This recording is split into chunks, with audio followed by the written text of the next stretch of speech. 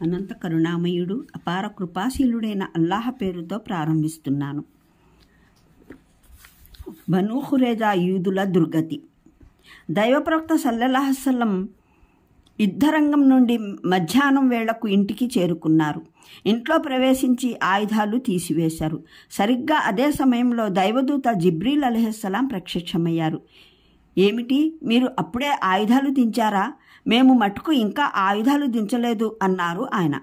మరే వ్యవహారమైనా మిగిలి ఉందా అడిగారు దైవప్రవక్త సల్లల్లాహు అలైహి వసల్లం ఆశ్చర్యంగా.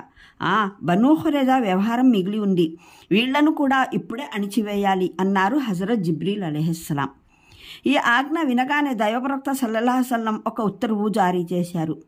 దైవ ధర్మంలో స్థిరంగా ఉన్న ముస్లిం యోధులంతా బనీ ఖురేజా వాడకు చేరుకోనంత వరకు ఈరోజు అసర్ నమాజ్ చేయకూడదు అని ప్రకటన గావించారు. ఆ తర్వాత ఆయన హజరత్ అలీ రజియాల్కి ఒక చిన్న సైనిక దళాన్ని ఇచ్చి పంపారు. ఈ సైనిక దళం యూదుల వాడ సమీపానికి చేరుకుంది.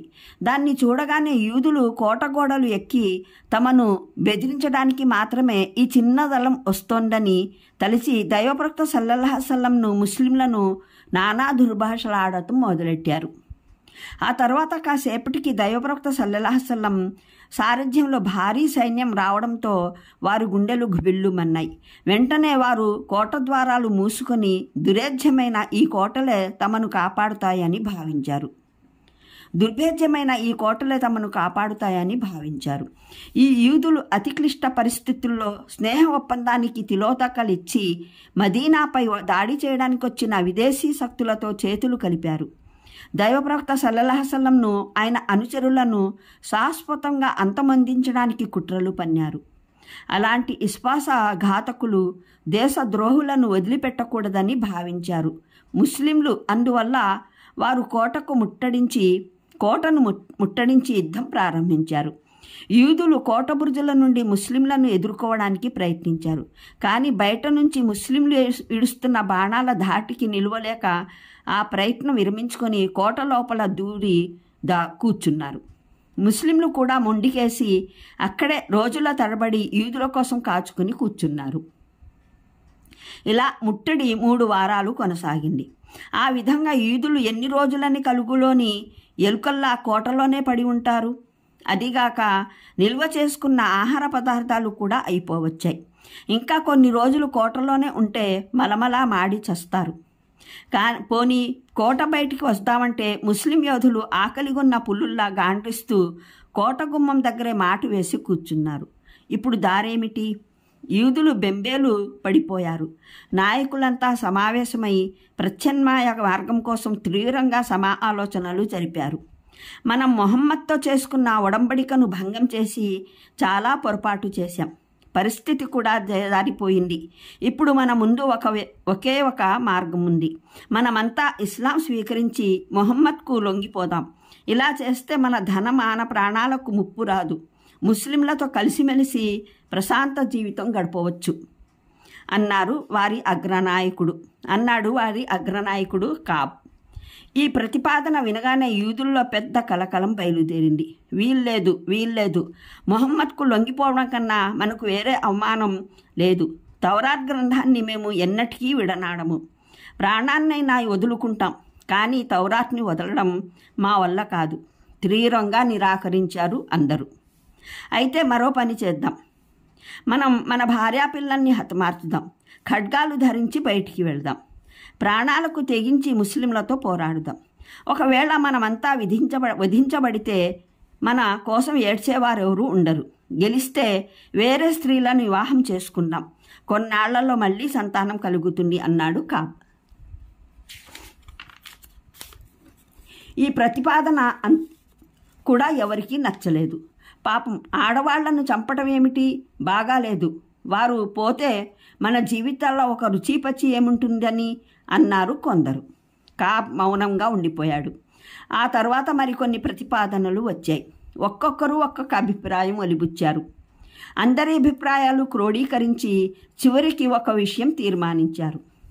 మనల్ని సిరియా పోవడానికి అనుమతించమని మొహమ్మద్ని అడుగుదాం.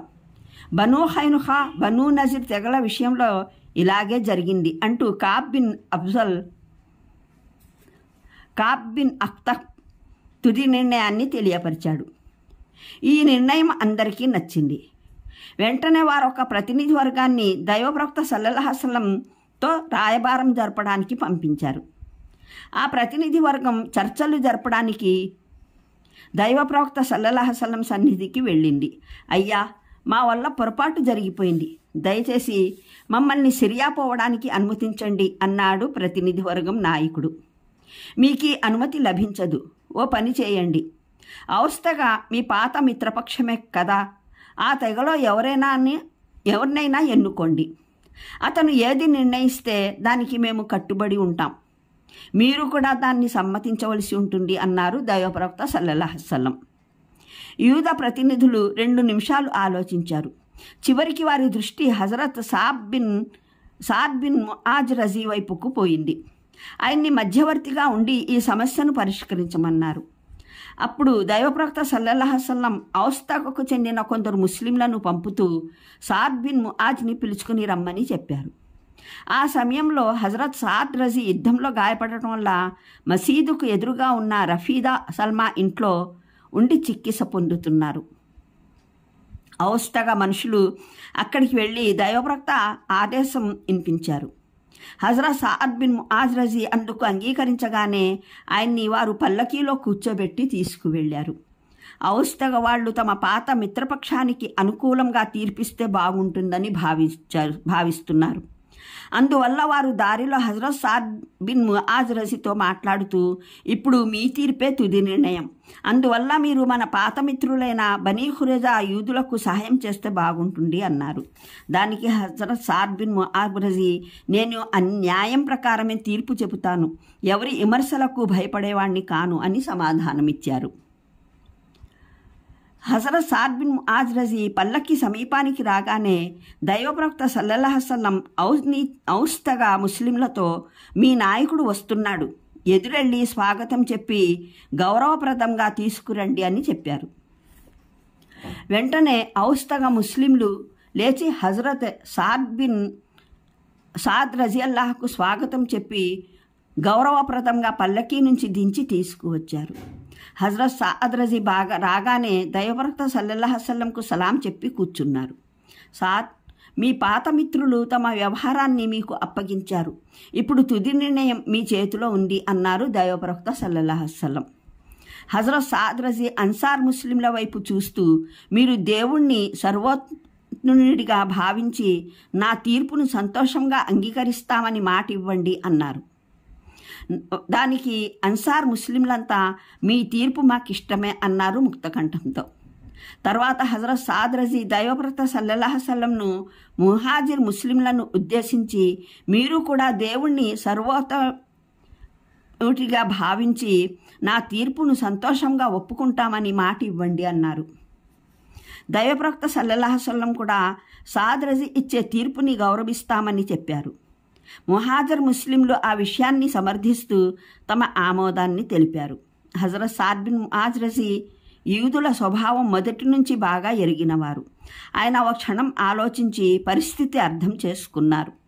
ఈ నీచులు ముస్లింలతో మంచిగా ఉంటూనే దైవ మార్గంలో గోతులు త్రవ్వడానికి పూనుకున్నారు. ఖురేష్ సైనికుల వల్ల తమకు గాయమైనప్పుడు బనూ ఖురైజా యూదుల నమ్మకద్రోహం పర్యవసానం చూసే వరకు తనను సజీవంగా ఉండమని ఆయన దైవాన్ని ప్రార్థించారు.